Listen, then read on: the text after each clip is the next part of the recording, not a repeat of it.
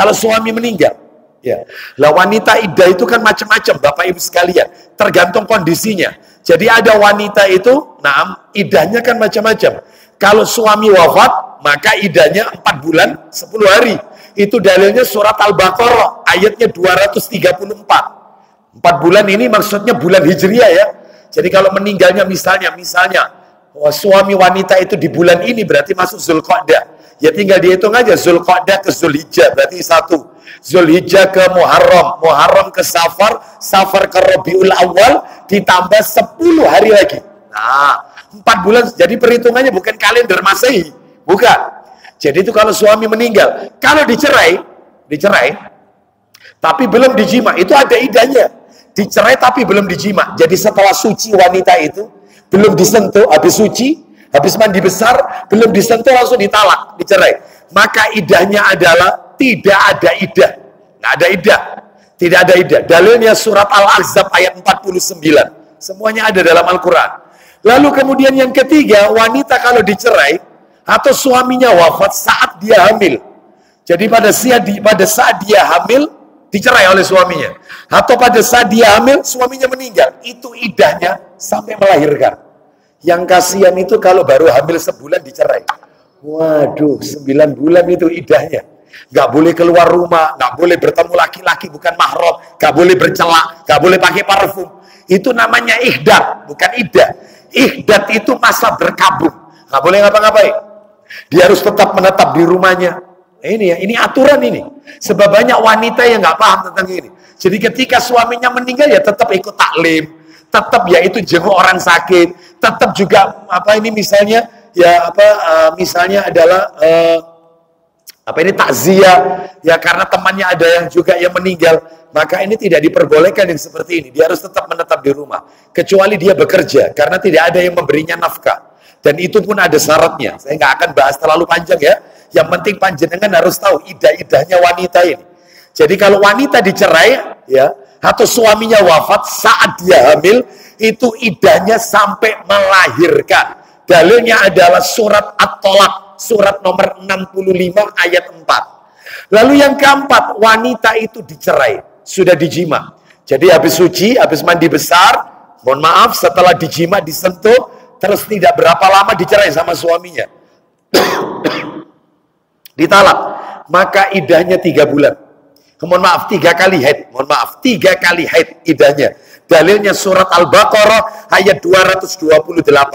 Lalu yang terakhir, wanita yang khulu, gugat cerai. Bukan dicerai, tapi dia yang menggugat suaminya.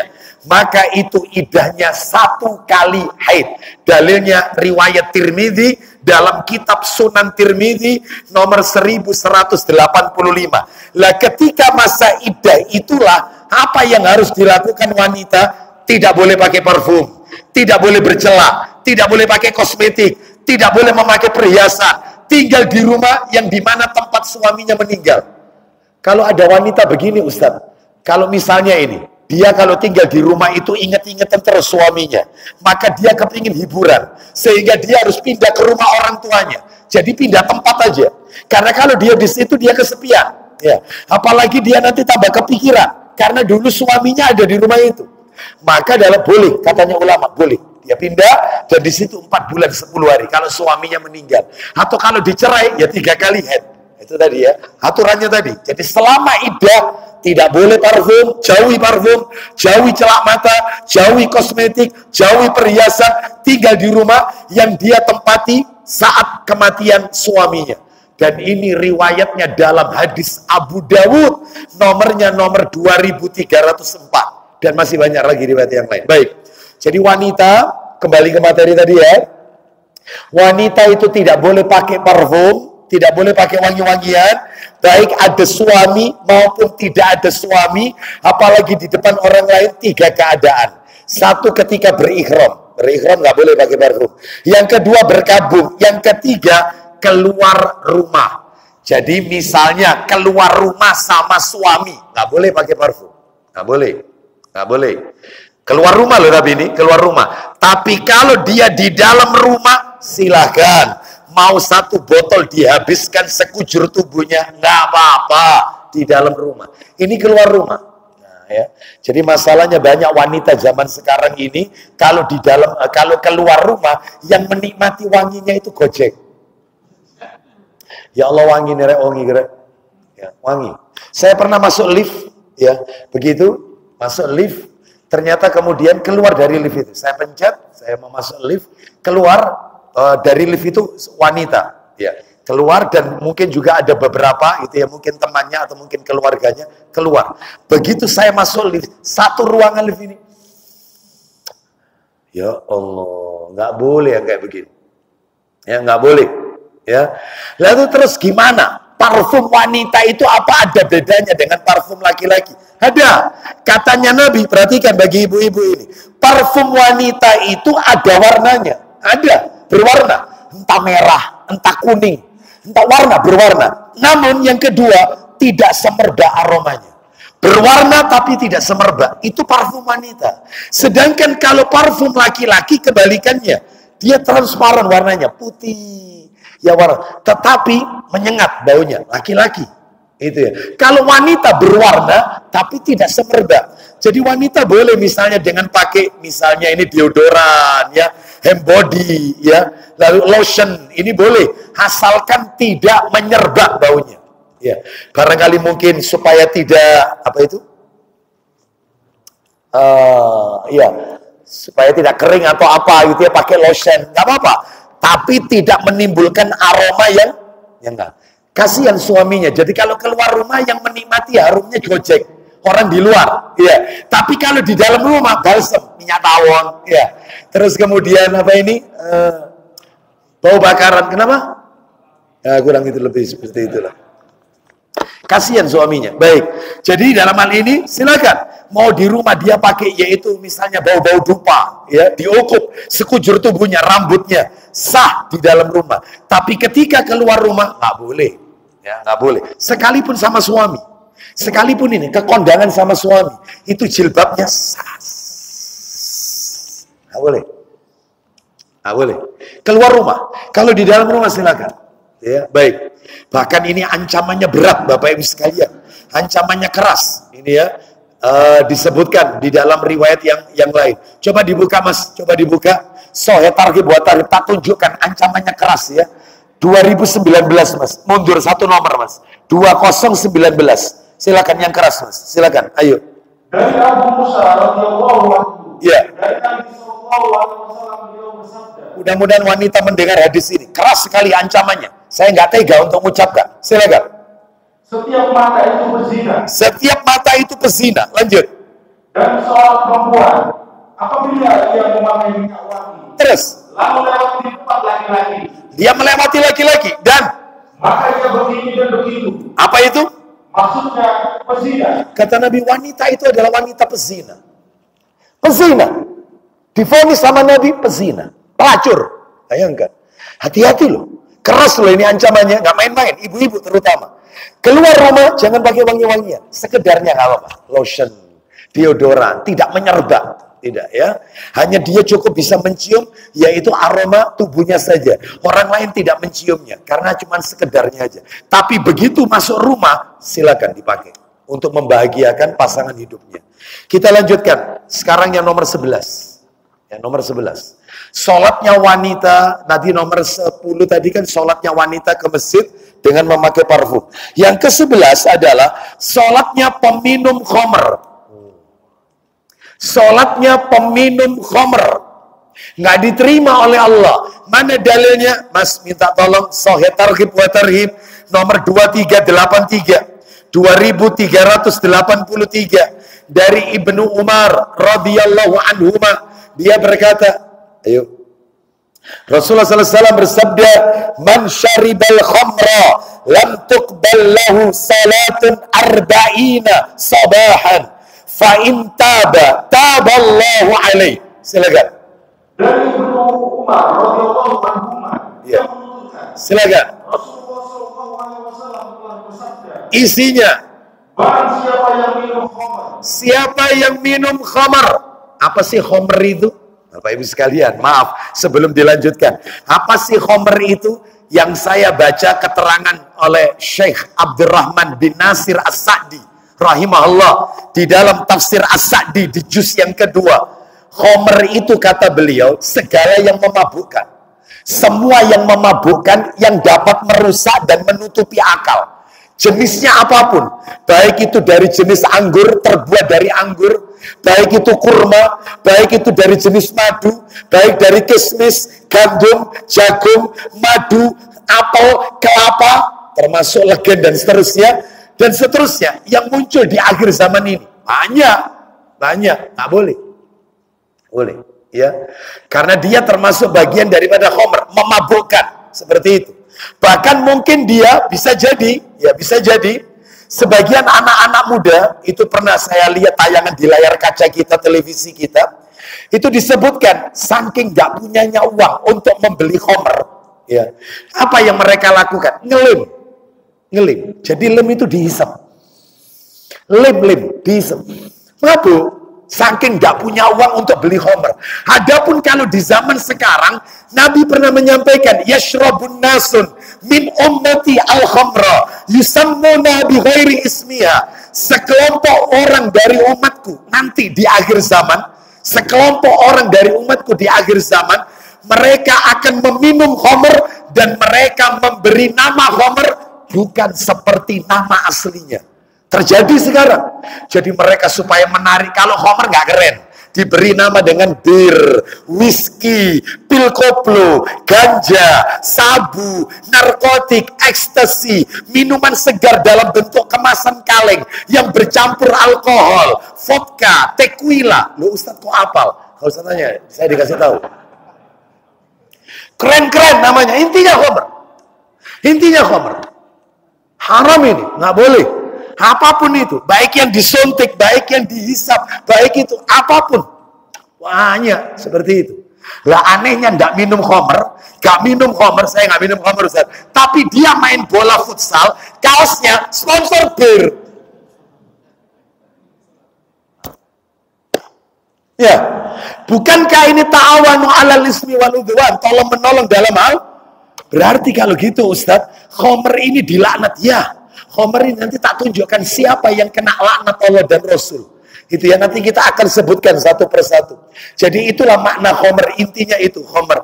Lah sekarang orang yang minum khamr sholatnya nggak diterima. Kita ulang lagi, Mas baca. Barang siapa yang minum khamr, silakan Mas. Barang siapa yang minum khamr, ya, maka tidak diterima sholatnya selama 40 hari. 40 hari, sholat fardu dan sholat sunnah nggak diterima 40 hari. Terus Mas, kalau taubat orangnya, dan jika ia bertaubat, maka Allah menerima taubatnya. Allah menerima taubatnya orang itu. Lanjut, teruskan.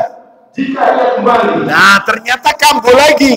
Kata Nabi, fa'in ada. Mungkin karena lingkungan tidak mendukung, atau dia berteman dengan teman yang tidak soleh, sehingga terkena, minum lagi. Sehingga, apa kata Nabi? maka tidak diterima sholatnya selama 40 hari. Kalau taubat lagi, Mas, Dan jika ia bertaubat, maka Allah menerima taubatnya. baik, rehabilitasi. Sudah direhabilitasi, sudah, supaya dia tidak kembali mabuk-mabukan lagi, tidak kena sabu lagi. Ternyata balik lagi, fa'in ada. Silakan. Jika dia mengulanginya lagi, Ketiga kali sekarang. 3 kalinya ini. Lanjut. maka tidak diterima sholatnya selama 40 hari. Kalau taubat, Mas, Dan jika dia bertaubat, maka Allah menerima taubatnya. selesai belum? Nabi lanjutkan. Horornya di sini. Fa'in ada firrabi'ah. 4. Lam tuqbal lahu arba'ina sabahan. Fa'in taba lam yatubillahu alaihi. Silakan. Jika dia kembali untuk keempat kalinya, Minum lagi keempat kalinya. Kumat lagi. Maka tidak diterima sholatnya selama 40 hari. kalau dia taubat, Dan jika dia bertaubat, maka Allah tidak menerima taubatnya. Allah tidak akan menerima taubatnya. Sampai 4 kali. Lalu kata Nabi, wa ghadiballahu alaihi wa saqahu min nahril khabal. Silakan. Dan Allah murka terhadapnya. Murka, dikutuk oleh Allah. Terus, Dan dia akan memberinya minum dari sungai khobar. dan Allah akan memberinya minuman bagi peminum khamar ini nanti di akhirat, di neraka, sungai Al-Khobal. Apa itu Al-Khobal? Ibnu Umar ditanya, silakan. Ditanyakan, Ya. wahai Abu Abdurrahman, Nama julukannya Ibnu Umar, Abu Abdurrahman, kunyahnya. Lanjut. apa itu sungai Al-Khobal? Apa sungai Al-Khobal itu? Apa jawaban beliau? Ia menjawab, Ya. sungai yang mengalir dari tanah campur darah para penghuni neraka. Nah, darah campur nanah penduduk neraka. Itu yang diminumkan. Untuk orang yang di dunia meminum khamar. Baik, jadi ini ancamannya keras. Sholatnya tidak diterima. Berapa hari tadi? 40 hari. Bapak Ibu kalau ingin tahu bahayanya khamar ini, kita lihat ya, tadi sudah saya janjikan. Yang dilaknat oleh Allah seputar khamar itu siapa saja. Minta tolong Mas, minta tolong. Sahih Targhib wa Tarhib, kitabnya sama, nomornya 2360. 2360. 2360 atau 2357 aja. 2357. La'ana Rasulullah sallallahu alaihi wasallam. Silakan. Dari Anas bin Malik radhiyallahu anhu yang menentukan, Kita dengarkan ya, siapa mereka ini yang dilaknat oleh Allah dan dilaknat oleh Rasulullah sallallahu alaihi wasallam. La'ana Rasulullah sallallahu alaihi wasallam fil khamri asyaratan. Silakan. Rasulullah sallallahu alaihi wasallam telah melaknat mengenai khamar itu 10 orang. 10 orang ini semuanya dilaknat seputar khamr semua ini. Siapa saja? 1, asiroha. Silakan. Pembuatnya, Pabriknya dilaknat. Terus wa mu'tasiroha, orang yang minta dibuatkan, konsumen yang pesan kena laknat. Wa syaribaha, peminumnya kena. Terus wa hamilaha, pembawanya, kurirnya, sopirnya, sakernetnya kena semua ini. Kena yang membawakan. Sudah 4. Lalu kemudian wal mahmulata ilaih, yang minta dibawakan khamar, yang minta dibawakan khamr, minta dibawakan seperti itu ya, termasuk pemesannya dan seterusnya. Terus yang keenam wasaqiyaha, yang menuangkannya, bartendernya yang menuangkan kena ya. Terus wabaiha wabaiha, penjualnya kena, penjualnya ya. Wa akila samaniha, silakan. Pemakan harganya. Maksudnya Ustadz, orang yang dia diberi rezeki, dikasih gaji hasil penjualan daripada khamr itu. Berarti kalau gitu, ini kalau dilebarkan lagi, saat notarisnya kena Ustadz. Oh iyalah, notarisnya kena karena dirikan PT itu perusahaan, ada fidusianya. Kena sama. Nah ya, masuk di sini. Hati-hati. Terus wal mushtariyalah, silakan. Pembelinya yang beli. Terakhir wal mushtaralahu, silakan. Dan yang minta dibelikan. Ya, ini dilaknat semua. Bahkan Nabi pernah mengatakan, orang minum khamr itu kalau mati, minum khamr overdosis, lalu dia tewas, meninggal, maka itu matinya kata Nabi disamakan oleh Allah seperti mati nyembah berhala. Sama seperti layaknya mati nyembah berhala. Dalilnya 2364 Sahih Targhib wa Tarhib 2364. Matinya setara menyembah berhala. Bayangkan Bapak Ibu. Wih, ancamannya keras. Ayo dari Ibnu Abbas, silakan. Dari Ibnu Abbas radhiyallahu anhu yang menentukan, Lanjut. Rasulullah sallallahu alaihi wasallam telah bersabda, Ya, mudminul khamri in mata laqiyallaha ka'abidi wasan. Silakan. Pecandu khamr terus. Jika overdosis, niscaya ia berjumpa dengan Allah seperti penyembah berhala. di hari kiamat Allah memandangnya seperti layaknya orang mati nyembah berhala. Disetarakan dengan syirik Bapak Ibu. Khamr ini. Hati-hati ya, banyak ya di masyarakat kita. Kemarin ada yang tanya, Ustadz, katanya biji pala itu nggak boleh Ustadz. Biji pala, biji polo. Tahu biji pala ya? Itu katanya nggak boleh. Jadi biji pala ini biasanya kan dipakai masakan, terutama masakan Arab semuanya pakai biji pala. Gulai, kerengsengan, semuanya pakai biji pala. Marak ya. Masakan Nusantara juga ada yang pakai pala. Buat sop itu ada biji pala. Pakai biji pala. Bagaimana ini? Setahu saya, jumhur ulama mengatakan boleh, nggak apa-apa. Nggak apa-apa. Memang ada sebagian mengatakan itu nggak boleh. Nah kalau rum untuk roti, maka hindari. Kalau ini satu ini hindari. Karena ini termasuk daripada yaitu khamr, memabukkan. Dan Bapak Ibu harus bisa membedakan antara alkohol dengan minuman beralkohol, harus dibedakan. Beda loh ini, alkohol sama minuman beralkohol itu dibedakan. Kalau alkohol maka dia tidak haram, maka dia tidak memabukkan. Alkohol ya, tidak memabukkan. Tapi minuman beralkohol, maka dia memabukkan karena dia sudah bercampur dengan zat yang lain. Tapi itu setelah diteliti ada unsur alkoholnya, tapi ketika dia diolah sehingga berubah menjadi satu zat tertentu, maka dia disebut khamr. Itu seperti itu. Termasuk air kelapa, legen dan seterusnya. Ketika dia sudah ada perubahan, maka zatnya itulah menjadi haram. Tapi itu ada unsur alkoholnya setelah diselidiki. Makanya dalam ini tolong dibedakan antara alkohol dengan minuman beralkohol. Ustaz, ke masjid pakai parfum, campuran alkohol Ustaz. Etanol, metanol, ya, atau alkohol. Ya. Atau waktu zamannya COVID kita pakai sanitizer. Seret, ini alkohol ini. Seret, sanitizer, hand sanitizer. Betul atau tidak? Gimana ini Ustaz? Ya apa ini hukumnya? Maka dalam hal ini selama itu bukan diminum tetapi untuk dikenakan di badan, maka nggak apa-apa.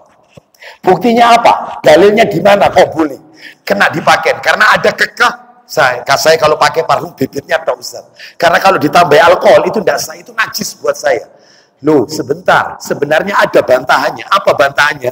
Ketika khamr itu pertama kali diharamkan, surat Al-Maidah kan itu, ayat 90-91, khamr itu haram, total harus ditinggalkan. Maka para sahabat itu membuang khamr itu di jalanan. Jadi mereka menumpahkan botol-botol khamr itu di jalan, ya, dibuang di jalanan. Itu katanya ulama, kalau memang khamr itu najis, mestinya buangnya bukan di jalanan, tapi di selokan. Kalau najis, berarti alkohol itu, khamr itu tidak najis kalau dipakai, kena kepakaian.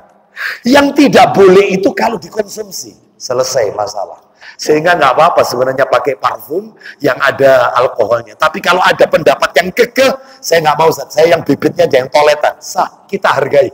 Ya, kita hargai pendapat masing-masing. Kita lanjutkan Bapak Ibu sekalian materi kita. Jadi tadi itu orang yang nomor 12 ya. Orang yang sholatnya tidak diterima oleh Allah, orang yang minum khamr. Tidak diterima oleh Allah Subhanahu wa taala. Baik. Ya, sebelum kita masuk nomor 13, Bapak Ibu, perlu diketahui, ada yang tanya, bagus bertanya, Ustaz.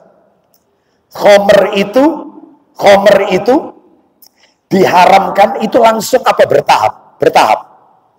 Khamr itu haram bertahap. Bapak Ibu kalau ingin tahu tahapannya khamr, itu adalah yang pertama, tahapannya itu yang pertama adalah surat An-Nahl, surat 16 ayat 67. Di surat ini masih boleh minum. Surat ini masih boleh minum. Bahkan menjelaskan ada manfaatnya. Khamr itu. Surat 16 ayat 67. Nanti dibaca. Atau langsung aja Mas. Langsung artinya Mas. Cepat dikit Mas. Ya, karena kita memburu waktu ini supaya tuntas materi kita. Surat 16 An-Nahl ayat 67. Coba sekalian biar tuntas, biar tahu khamr itu diharamkan tidak langsung, step by step, bertahap. Yang pertama 1667, langsung artinya Mas, silakan. Dan dari buah kurma dan anggur. Lanjut. Kamu membuat minuman yang memabukkan. Lanjut teruskan. Dan rezeki yang baik. Lanjut. Sungguh pada yang demikian itu benar-benar terdapat tanda kebesaran Allah. Nah, tidak ada larangan, masih boleh. Sudah. Yang kedua, naik hukumnya. Di mana hukumnya? Al-Baqarah 219, Mas. Al-Baqarah 219. Ini pun belum tegas. Hanya menunjukkan bahaya khamr. Tapi boleh. Cuman ada bahayanya. Hanya itu, tidak tegas. Step kedua, tahapan kedua. Lanjut, Mas. Al-Baqarah 219.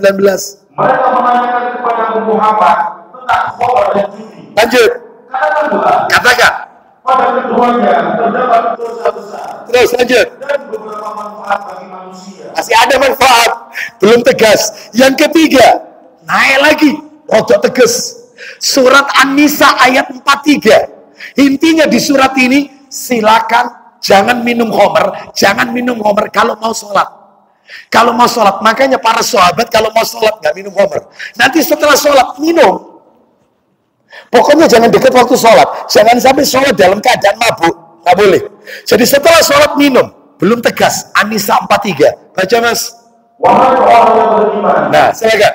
Janganlah kamu mendekati sholat ketika kamu dalam keadaan mabuk. Baik. Yang terakhir pamungkas. Pamungkas sudah nggak ada lagi, yaitu khamr haram sampai kiamat. Nggak ada dispensasi.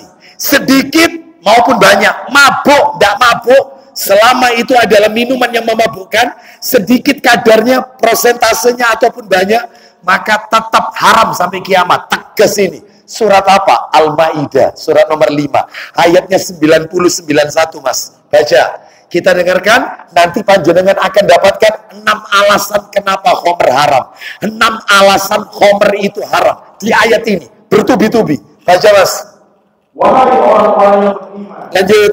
Sesungguhnya minuman keras, berjudi, berkorban untuk berpahala, Terus. dan memenuhi nasib dengan anak panah Maka, adalah perbuatan keji. stop. 1 keji. Khamr termasuk perbuatan keji. Lanjut nomor 2, mas. Dan termasuk perbuatan setan. 1, khamr itu judi, perbuatan syaitan. Nomor 3, mas. Maka jauhlah perbuatan itu. Loh, katanya Allah, jauhi. Vonis ini sudah. Tinggalkan. Sekarang ayat 91-nya. Nomor 4, silakan. Dengan minuman keras dan judi itu, Ya. setan hanyalah bermaksud menimbulkan permusuhan. Baik, sudah nomor 4. Nomor 5, khamr diharumkan. Alasan kelima. Dan kebencian di antara kamu. Itu masih nomor 4. Nomor 5, lanjut. Dan menghalang-halangi kamu dari mengingat Allah. Nah, dan terus, dan Dan melaksanakan sholat. itu nomor 5. Terakhir nomor 6, lanjut. Maka tidak akan kamu mau berhenti. Hentikan. Selesai. 6 alasan khamr haram di surat Al-Maidah. Bertubi-tubi. Selesai. Lah terus Ustaz, sahabat yang meninggalnya sebelum ayat ini turun. Al-Maidah belum turun, dia sudah meninggal. Padahal dulu dia minum khamr. Ya apa nasibnya? Nasibnya ada disebutkan dalam Tirmidzi, Sunan Tirmidzi 3050. Kata Nabi, mereka dimaafkan semua oleh Allah. Karena ayatnya Al-Maidah belum turun, tapi mereka sudah terlanjur meninggal duluan. Itu Tirmidzi 3050. Baca mas. Tirmidzi 3050. Kita dengarkan hadisnya. Sunan Tirmidzi 3050. Jadi mereka semua dimaafkan. Lah kalau sekarang Ustaz tetap dihukum. Jadi main-main. Ya, jangan, karena sudah jelas. Ayatnya sudah turun kok. Kalau waktu itu belum turun. Tapi meninggal. Ya silakan. Sekarang banyak nama-namanya. Ya, topi miring. Ya ada. Ada lagi topi yang nggak miring mungkin. Agak anu begitu ya. Macam-macam. Ini intinya khamr. Intinya khamr. Lanjut teruskan. Dari Al-Bara ia berkata, Silakan. beberapa sahabat Nabi Sallallahu Alaihi Wasallam wafat sebelum diharamkan khamr. Wafat sebelum khamr haram. Lanjut. Ketika khamr telah diharamkan, Nah, Al-Maidah 90-91. Lanjut. orang bertanya, Apa katanya? bagaimana dengan sahabat-sahabat kami? Ya. Mereka meninggal sementara mereka suka meminum khamr. Bagaimana sahabat kami? Mereka meninggal pada waktu itu mereka suka minum khamr. Ya, ayatnya belum turun tapi. Lanjut teruskan. Maka turunlah ayat tidak ada dosa bagi orang-orang yang beriman Yang dan mengerjakan amalan yang soleh. terus. Karena memakan makanan yang telah mereka makan dahulu. Baik, surat apa itu, Mas? Surat Al-Maidah ayat 93. Jawabannya Al-Maidah 93. Dimaafkan oleh Allah Azza wa Jalla. Baik, kita dengarkan kumandang adzan Isya. Setelah itu saya lanjutkan yang tersisa. Baik, mudah-mudahan bisa kita tuntaskan malam hari ini. Wassallallahu ala nabiyyina wa ala alihi washabihi wasallam. Silakan.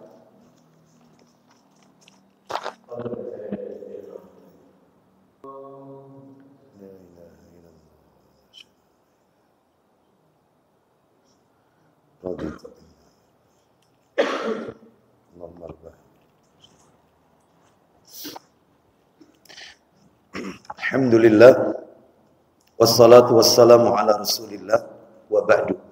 Kita lanjutkan Bapak Ibu sedikit. Sekarang yang nomor 13. Yang ke-13. Kalau yang ke Oh, 12 apa 13? 12 ya, maaf, 12 ya. Yang ke-11 sholatnya peminum khamr tadi ya, 11 ya. Baik, yang sekarang 12 ya. Yang ke-12 Bapak Ibu sekalian. Nah, ini. Ya. Yang ke-12 adalah sholatnya orang yang mendatangi dukun atau paranormal. Sholatnya orang yang mendatangi dukun atau paranormal. Sholatnya orang yang mendatangi dukun atau paranormal, maka tidak diterima oleh Allah Subhanahu wa taala. Mana dalilnya? Dalilnya bisa kita dapatkan di dalam Sahih Muslim di nomor aslinya nomor 2230. Sahih Muslim di nomor 2230 dari Sofia binti Abi Ubaid radhiyallahu anha, dari sebagian para istri Nabi sallallahu alaihi wasallam, beliau bersabda, "Man ata arrafan fasa'alahu an syai'in lam tuqbal lahu salatun arba'ina lailatan." Silakan. Dari Sofia, dari istri Nabi sallallahu alaihi wasallam, dan Nabi sallallahu alaihi wasallam beliau bersabda. Apa isi sabdanya? Barang siapa mendatangi tukang tenun, ya, lalu dia bertanya kepada yang tukang suatu hal. Dia hanya bertanya, meskipun dia tidak yakin. Hanya tanya kepada tukang tenung, paranormal, black magic atau white magic. Oh, bedanya black magic dengan white magic. Kalau black magic dukun hitam, white magic dukun putih. Bedanya apa? Kalau black magic medianya pakai air kemenyan. Ya, pakai kemenyan, pakai air 7 rupa, pakai kemenyan, pakai air 7 rupa, atau pakai benda-benda tertentu. Kalau white magic pakai bacaan Al-Quran dan seterusnya. Hanya intinya dukun, ya, kahin. Man ata kahinan, man ata arrofan. Siapa yang mendatangi tukang tenung, paranormal, wong pinter, black magic, white magic, apapun namanya, hanya tanya, maka lanjut. Maka sholatnya tidak diterima selama 40 hari. Sholatnya tidak diterima selama 40 hari. Kalau misalnya tanya, terus yakin, percaya, dalam hatinya terbersit kata-kata, iya, tibanya cocok. Maka saat itu juga, kalau dia meyakininya, itu kata Nabi Sallallahu Alaihi Wasallam disebutkan di dalam hadis riwayatnya Ahmad dan Tirmidzi. Nabi bersabda, "Man ata kahinan, fasaddaqahu bima yaqul, ya, faqad kafara bima unzila ala Muhammadin, ya, sallallahu alaihi wasallam." Barang siapa yang mendatangi dukun lalu dia membenarkan bima yaqul dengan ucapannya, maka dia telah kufur dengan apa yang telah diturunkan kepada Nabi Muhammad sallallahu alaihi wasallam. Hati-hati ya, ini perbuatan kufur. Ya, baik. Jadi itu perbedaannya. Kalau misalnya kita tanya tapi untuk membongkar kedustaannya, boleh, nggak apa-apa. Asalkan disaksikan oleh banyak orang. Jadi kita tanya, ngetes untuk membongkar kedustaannya. Kalau dia ini pembohong, nggak apa-apa. Tapi kalau sekedar iseng tanya, makanya Bapak Ibu, teori-teori seperti ini, mohon maaf, cara-cara dukun seperti ini banyak. Di antara bentuk-bentuk dukun itu ada dukun itu yang meramal dengan garis tangan, ada pakai garis tangan. Ada yang melihat dengan tanggal lahir, dikaitkan dengan ilmu astrologi. Karena ada 2 cabang ilmu perbintangan, ada astronomi, ada astrologi. Yang boleh dipelajari itu astronomi untuk mengetahui pergerakan misalnya terkait dengan musim, arah kiblat, nggak masalah ini. Tapi kalau astrologi yaitu bahwasanya nasib seseorang dikaitkan dengan bintang-bintang tertentu. Sagittarius itu tandanya apa? Pisces, Aries, Leo, Virgo. Loh, hafal ya. Ini apa tandanya? Ah, ini nggak boleh nih kayak begini. 40. Makanya panjenengan kalau baca majalah itu kita cocokkan tanggal lahir kita. Misalnya bulan apa? Misalnya asmara, oke. Keuangan lancar. Terus Anda dalam hati, iya cocok, 40 hari sholat tidak diterima oleh Allah. Selesai. 40 hari. Jangan baca yang kayak gini. Terus kemudian meramal dengan melihat mangkok, finjan yang berisi sesuatu. Meramal dengan kartu, tarot atau lintrik. Ya, pakai kartu. Ya, atau dukun dengan meramal garis di tanah. atau dengan tulisan, tanda tangan. Tanda tangan itu bisa diramal. Ya, ini gimana tanda tangannya? Atau meramal dengan tanda lahir, atau dengan huruf abjad yang mewakili angka-angka tertentu. Ya, sebagaimana saya pernah melihatkan kepada jamaah, ini kalau harus nyari agak lama ini. Saya punya itu ya, bahkan pernah kirim ke grup WA yang saya bina ya. Itu pernah saya kirim. Jadi banyak dijual di jalan-jalan itu. Banyak sekali dijual di jalan-jalan. Pigora, biasanya warnanya hijau. Hijau terus kemudian nanti dia itu seperti ekor burung merak. Begini. Ekor burung merak, itu tulisannya kecil-kecil ya. Itu nama-nama Allah itu. Ar-Rahman, Ar-Rahim, Al-Malik, Al-Qudus. Semuanya kecil, merak itu tadi. Terus semua arahnya itu berpusat ada di tengah. Warnanya merah. Itu tulisannya gede. Kitmir. Ya. Kitmir ini kata para alim ulama adalah nama seorang jin asal Mesir. Oleh karena itu, jadi seakan-akan nama-nama Allah ini tunduk kepada satu nama ini. Terus di bawahnya wajib, yaitu segitiga. Wajib. Ada nomor-nomor angka-angka Arab. 3, 5, 7. Jadi kayak SD gitu, porkas. Jadi yang kayak begini ini sihir ini. Ini dukun ini. Nggak boleh itu kita pajak. Meskipun itu ada nama Allah. Ini murni perbuatannya para dukun. Jadi nggak usah dibeli yang kayak begini. Saya pernah pada saat saya ngisi taklim di daerah Sidoarjo, melewati perumahan Taman Pinang. Itu kalau hari Ahad karena kajiannya pada subuh, itu orang yang jual itu banyak daerah Taman Pinang. Salah satu yang melewati itu tak lihat, berhenti saya. Pak, nggak boleh ini Pak. Bapak tahu ini maknanya apa ini? Ini semua ini sihir ini. Lah ya nopo akeh sing minat ya Pak Ustaz. Repot ini ya, seperti itu. Pernah lewat juga orang jual galangan, jualan kejing ini ya, kejing mahal-mahal, ada yang langsung jadi dari marmer, dari macam-macam. Saya bilang nggak boleh Pak, ini Pak, nggak boleh. Di zaman Nabi ini harus dibongkar, dihancurkan ini kejing ini, nggak boleh ini. Seperti ini, membangun sesuatu di atas kubur. Loh Pak Ustadz ini gak kulaane murah, dodole larang iki Pak Ustadz. Ya sudah, yang penting sudah disampaikan. Ya, gugur kewajiban. Harus tetap disampaikan, harus tetap. Dan harus berani. Siapa yang mau mengingatkan? Kalau tidak ada yang mengingatkan, maka minimal dia tahu dalilnya. Dia tahu kalau itu dilarang. Ya mudah-mudahan dapat hidayah. Nah ini ya, dan masih banyak yang lainnya. Jadi kalau Bapak Ibu bertanya, apa bedanya dukun sama sihir? Itu ada. Bedanya dukun sama penyihir. Kalau sihir itu Bapak Ibu, sihir itu murni, sihir itu katanya para alim ulama menggunakan bantuan jin dan syaitan sehingga membuat orang itu sakit. Ya, awalnya sehat jadi sakit. Nah itu ya dikirim. Nah itu sihir. Ya membuat orang lumpuh, awalnya tidak lumpuh seperti itu. Makanya dalam hal ini ada penolaknya, penangkalnya. Apa itu? Makan kurma ajwa setiap pagi 7 butir. Terus kemudian apa ini? Daun bidara. Ya, makanya katanya para ulama kalau bisa rumah kita itu menanam daun bidara, punya tanaman bidara. Karena itu sebagai penangkal daripada syaitan, jin. Ya, sering baca surat Al-Baqarah itu penolak. Orang baca surat Al-Baqarah nggak mungkin digendam, nggak mungkin kena yaitu magic atau sihir atau apapun, nggak mungkin. Baik, adapun kalau dukun itu murni berkaitan dengan meramal masa depan, meramal nasib, meramal jodoh dan seterusnya. Calon suamimu lahir hari apa? Lahirnya, wetonnya hari apa? Lahirnya Senin. Lah kamu hari apa lahirmu? Hari Rebu. Senin ketemu Rebu. Gak iso sugih, gak iso. Ya. Datang lagi Selasa. Lah itu calonmu hari apa? Jumat. Selasa ketemu Jumat, loro-loro, sakit-sakitan, gak bisa. Yang bagus itu karena rabi-rabiannya. Yang bagus itu adalah yaitu Sabtu ketemu Ahad. Suge. Ya, seperti padahal Jumat itu hari besar Islam, ya. Bayangkan itu ya. Wallahu a'lam bishawab ya. Jadi inilah saya cukupkan sampai 12, berarti tinggal 2 Bapak Ibu.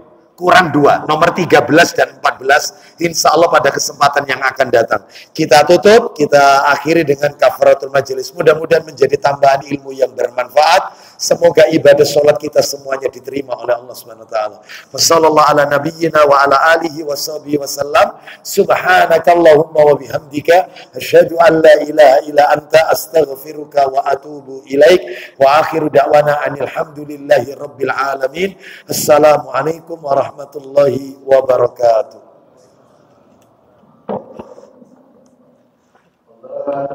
Allah